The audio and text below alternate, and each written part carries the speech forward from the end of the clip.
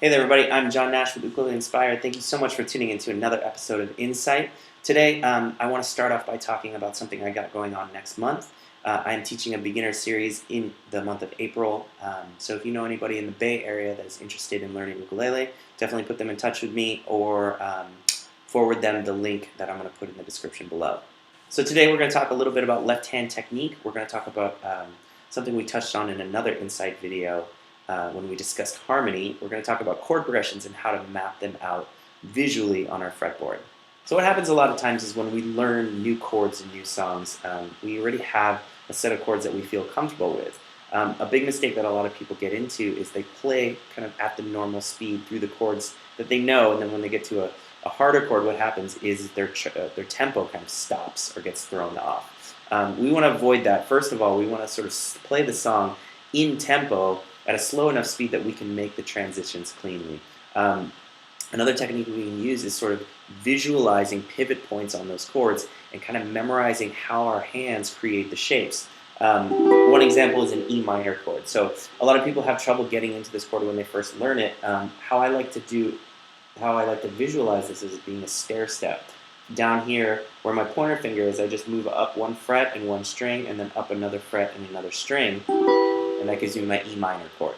So let's take the example of transitioning between C and that chord E minor. So if I know the shape is the stair step, one thing that I can do is I can create a pivot point on this chord to move to first, kind of quickly, out of the C chord. The pivot point for me is here. I just move my pointer finger down one fret below where my ring finger was, and then I build the chord up from there.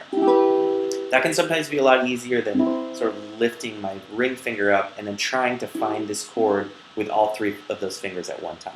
Let's take another example, moving from F to G. This is kind of one of the first transitions that people have that's a little bit tricky. How I like to view this G chord is sort of a triangle shape. I like to think about it's a triangle shape with my ring finger being on the point, kind of pointed down towards the bridge.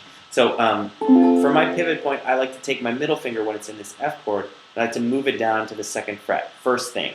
And then from there, I sort of build the triangle around that middle finger. Yeah? Again, that can be a little easier than picking up both these fingers and trying to get all three of those fingers into the G chord position first. You can try this on your own. Think about some more complicated shapes, D minor, chords where you're using more than two fingers at once, and try to find a pivot point that you're going to try to get one finger to, and then figure out how to build that shape around that one pivot point. So thank you so much for tuning into another episode of Insight. I'm John Nash with Ukulele Inspired. Be sure to check out ukuleleinspired.com. And also, our email address is going to be in the About section.